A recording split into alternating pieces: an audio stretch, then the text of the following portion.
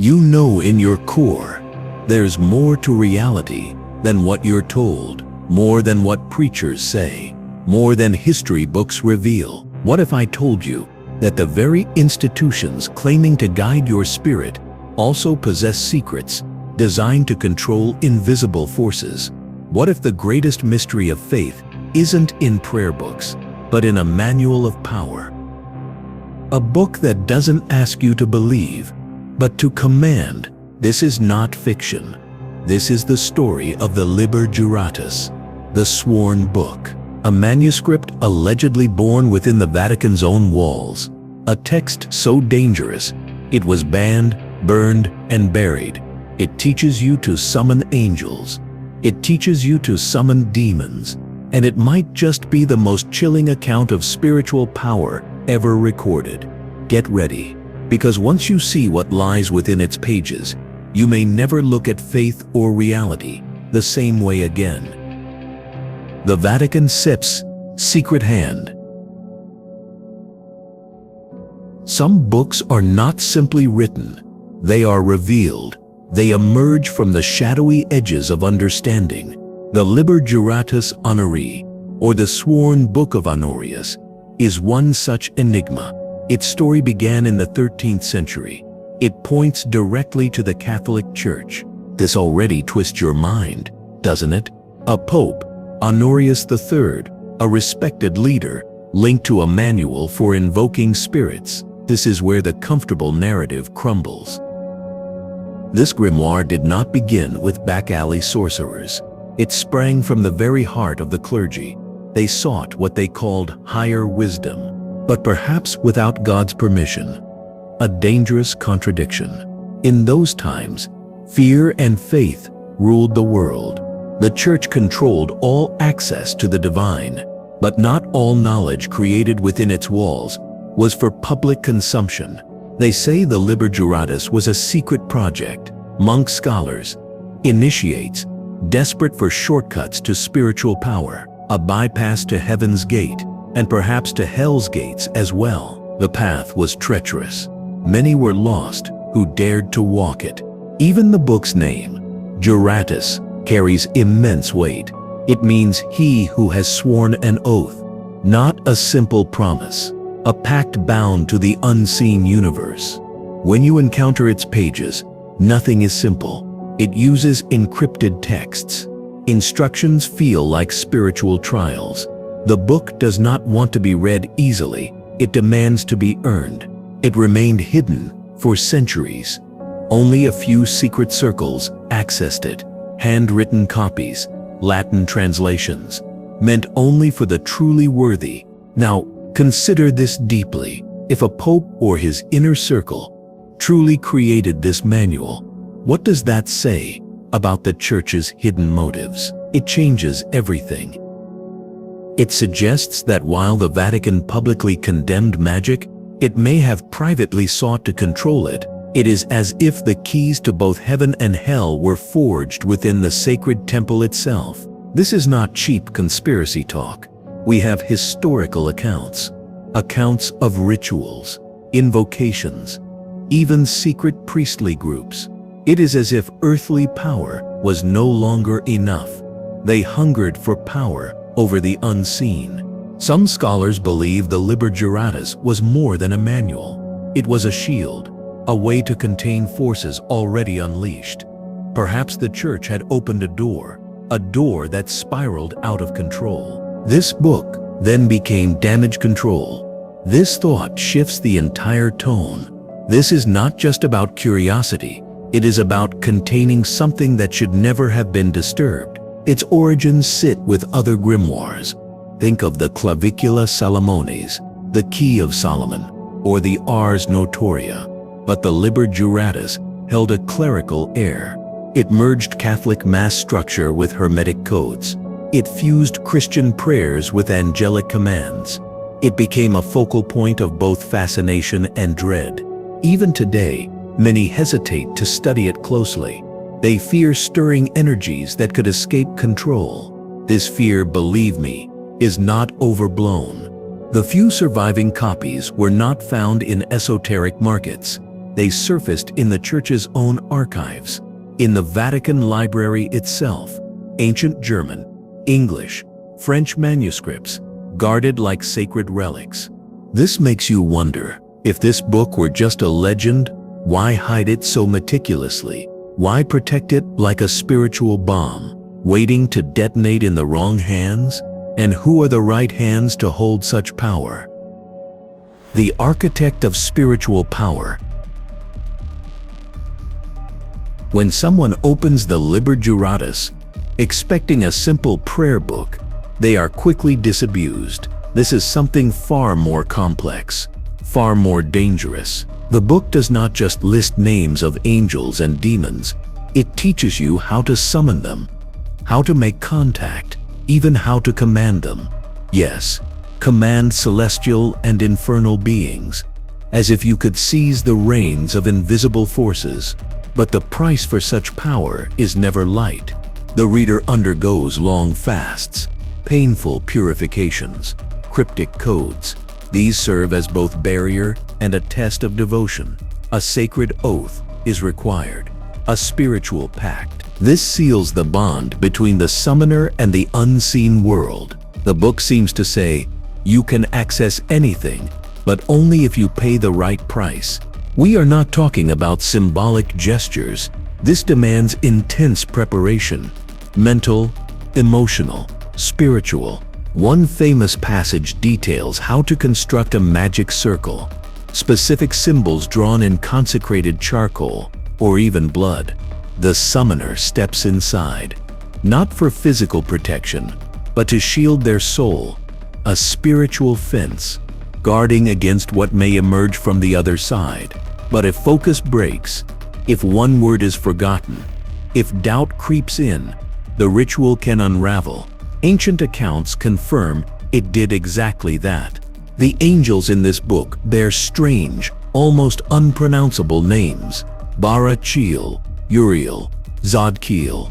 The demons appear as shadows from the same sky, but with much darker intentions. Some offer knowledge, others raw power. Some exist only to destroy. This is where the true danger begins. The book is not about pure light. It offers both sides of the coin. The choice rests with the reader. This makes it a tool of radical free will, a power that tests, seduces, transforms. What is fascinating is its Christian symbology, references to Jesus, to the apostles, even the Holy Spirit. Yet the book does not act like a religious guide. It treats the spiritual world as a system of forces to be manipulated with surgical precision. Imagine a spiritual hacker accessing the source code of invisible reality, rewriting the script of fate. Some passages even describe how to make an angel spirit manifest physically, through mirrors, through smoke, or within dreams. It sounds like something from a film, but it is there. In ancient Latin, written like a formula. Only the oven in this case is the universe itself. For today's occult scholars, the Liber Juratus remains a dividing line. Many compare it to the Book of Enoch. It treats angels not as poetic figures, but as intelligences with hierarchies, with functions, with spiritual territories. There are even detailed lists, which day of the week to summon each one, what hour is most favorable, what offerings they prefer, as if dealing with celestial bureaucrats. This is why the book demands strict fasting, sexual abstinence, unceasing prayer. The mind must be clean, the body empty, the intention crystal clear. Imagine an unprepared person finding this book, trying to use it alone. The risk is very real, for the mind, for the soul. One of the greatest dangers is this: in trying to summon light, you might accidentally open a door to something else entirely. Serious scholars warn that this is not entertainment. It is a key. Like any key, it can open a garden or a prison. Many who dabble out of curiosity report strange outcomes: recurring nightmares, drained energy, the constant feeling of being watched. Yet, not all of it involves summoning. The book also teaches control over the elements, how to manipulate dreams, even ways to uncover hidden truths, like a lens that reveals the invisible. For those seeking spiritual power, it is a tool that shines, but it shines like fire, beautiful from a distance, deadly up close. If you seek a practical glimpse into its world, study Hermetic Kabbalah or John Dee's Angelic magic system. They are like younger siblings of the Juratus, adapted to protect people, to keep them from madness when staring too deep into the abyss. Even with so much revealed, the book gives no easy answers. It presents riddles. It challenges you. It tests your discipline. Just when you think you grasp it, another layer opens. Deeper still. It is almost as if the book itself is alive, an ancient consciousness. It reveals itself only to those who truly seek and who are ready to pay the price. And this, my friend, is just the beginning. Once the reader understands what the book truly offers, it begins to disturb forces never meant to be disturbed. The Church's war on sacred knowledge. It is a strange thought. The very institution said to have birthed the Liber Juratus then hunted it down. In the Middle Ages, the Church wielded absolute power. It quickly understood that this book was fire among dry straw, fascinating, but dangerously flammable. What it offered went far beyond what was acceptable, even within sacred walls. Consider this: instructions to summon entities, to bend reality itself. That was a direct threat, a threat to the Church's spiritual monopoly. If any believer could access the invisible realm on their own, what use was the priest, the bishop, even the pope? The Church's response was swift and merciless. The book was declared heretical, apocryphal, in some cases, demonic. Copies were destroyed. Monks who dared to study it were expelled. The very name Juratus became cause for interrogation, or worse. Then came the Inquisition, with its censorship struck like a sharpened sword. Libraries were raided, manuscripts burned. Anyone caught with a copy risked being branded a sorcerer. You did not need to confess. Suspicion alone was enough to make someone vanish overnight. But as with all forbidden knowledge, the ban only fueled desire. It is the ancient story of the forbidden fruit.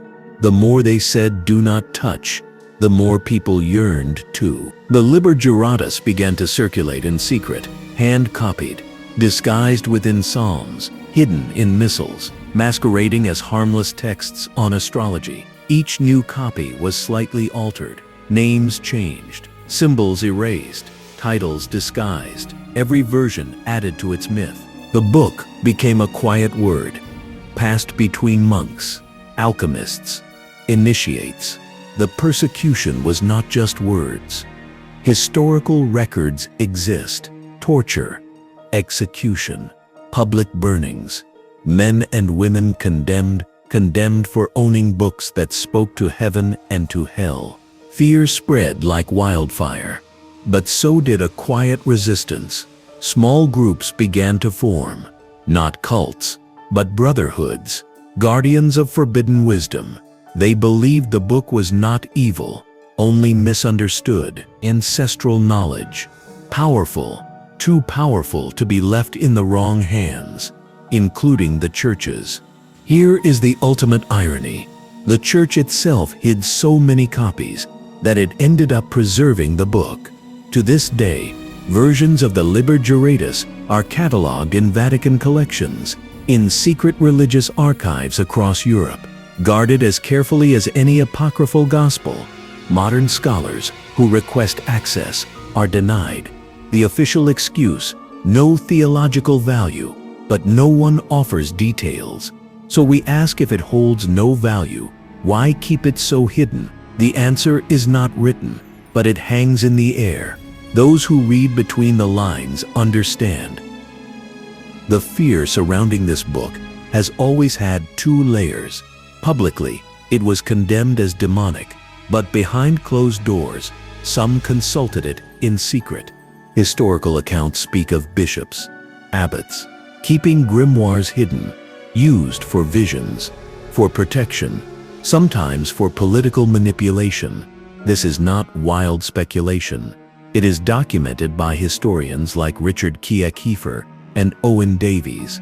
The Liber Juratus was feared, not just for what it could teach, but for what it could do. Over time, religious persecution waned, but the stigma never truly left. Even today, in this age of instant information, the Liber Juratus remains cloaked in mystery. Many modern occultists still hesitate to work with it. Why? Its reputation is not just myth. It has weight, it has history, it has consequences. If this knowledge, this living text, has resonated with your deepest questions, if you feel a stirring, a pull towards truths others ignore, then you already sense the value in looking beyond the surface. We explore these hidden currents. We uncover what has been deliberately obscured. To keep exploring the forbidden pathways of knowledge, consider joining this gathering of truth seekers. If it survived fire, censorship, and the passage of centuries, perhaps it is more than paper. Perhaps it is something else entirely. For that reason, one question becomes unavoidable. Who dared to use this book, and what truly happened to them? The book as a living entity. There comes a point when theory simply isn't enough. Someone has to get their hands dirty, or perhaps touch the invisible. That is exactly what several prominent occultists did. They encountered the Liber Juratus. These were individuals who did not just want to know, they wanted to experience. The first name that immediately surfaces is John Dee. He was Queen Elizabeth I's astrologer, a scholar who plunged headfirst into grimoires. He built his own angelic magic system, a system inspired by texts eerily similar to the Juratus. He believed that behind the cryptic words and ancient symbols lay a universal language, a language capable of opening portals between worlds, literally. But Dee was not alone. Others followed the same shadowed trail.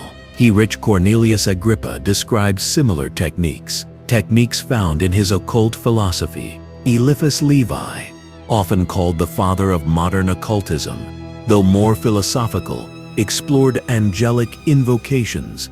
He detailed magic circles strikingly similar to those in the Juratus. The influence continues. Aleister Crowley himself, centuries later, referenced practices that echo this forbidden book. The influence is subtle, but it is undeniable. The ceremonial foundation was there, firm, and frighteningly effective. What is most intriguing is this. These were not lunatics, not mere stage magicians. They were intellectuals, respected minds, sharp thinkers, yet they chose to immerse themselves in the occult. This proves one thing: the Liber Juratus does not attract only fanatics. It calls to those searching for something beyond logic, beyond ordinary answers. Many reported visions, encounters, intense dreams, in some cases, real results, diagnoses, political predictions, even manipulation of natural events. Coincidence? Perhaps, but the pattern repeats, even for those who try it today. There is a fine line between study and practice. Serious esoteric groups still explore its rituals, often in translated and adapted versions, but even among them, a sacred fear exists. Like handling unstable explosives, it might work, but misuse can be devastating. A common example is the Black Mirrors ritual. It is inspired by Juratus's instructions. Used to channel angelic visions, practitioners isolate themselves. They cleanse their bodies and minds, then they wait. Some describe ecstasy, others pure terror. The experience is always intense and never predictable. Here is the truly strange part. Many modern practitioners claim the book responds. Yes, as if it is alive. Some report recurring dreams, dreams filled with symbols from the grimoire. Others say they hear sounds, whispers during the rites. It sounds like something from a movie, but these stories arrive too often. They cannot be ignored, which brings us to a disquieting question. Is the Liber Juratus merely paper, or is it a kind of coded intelligence? An intelligence that awakens when someone dares to unlock it. What is clear is this: those who worked with the book throughout history never treated it as superstition. They treated it like spiritual technology, a system, a map to parallel realities. Many modern systems, like the Golden Dawn or Thelema, were shaped by grimoires, just like this one. The very idea of entity contact took on deeper meaning once Juratus began to resurface, because it does not just teach you to summon, it teaches how to negotiate, how to understand, how to command. This is another level entirely, and perhaps the most unsettling aspect of all. Even after all these real intense experiences, very few speak about the Juratus openly. There is a respectful silence, or maybe just simple fear, as if everyone who has been through it understands the same truth. This knowledge demands a price, and that price is not always time or money. Sometimes it is sanity, or energy, or destiny itself. And perhaps even with everything we have spoken about so far, we still have not scratched the surface of the true danger, the true power hidden within this ancient grimoire.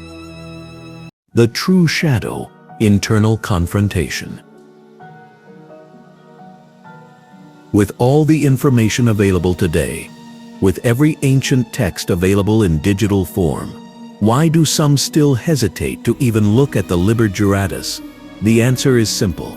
Those who truly comprehend this spiritual world understand one crucial thing. Some books read you back. The Juratus is not just a collection of magical texts. It is a living structure, an energetic force. It interacts with whoever dares to open it. It tests your intentions. If you approach it out of idle curiosity, it answers with confusion. If you seek raw power, it responds with chaos. If you are unprepared, the risk is real. Most people think the greatest danger in a grimoire is summoning a demon, but the deeper truth is more personal. The real danger is summoning parts of yourself that were buried, parts that were forgotten. The Juratus guides readers through fasting, through isolation, through deep contemplation. It opens doors inside the mind, and not everyone is ready to confront their own shadows, let alone the shadows that dwell beyond the veil. This is where the accounts begin. Emotional collapse, psychic breakdowns, spiritual disorientation. This is not exaggeration. This is why many practitioners warn. Before you touch this book, prepare your mind like a warrior before battle. The Juratus demands discipline, real discipline.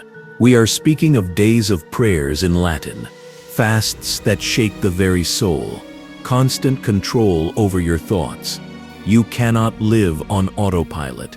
You cannot play with the invisible at the same time. It is like walking a sheer cliff blindfolded. The danger is not only in the content, it is in what it demands from you. Some abandon their study halfway, claiming they felt constantly watched. Others describe vivid dreams, sounds in the night, a lingering presence that refuses to depart. These are not just spiritual effects.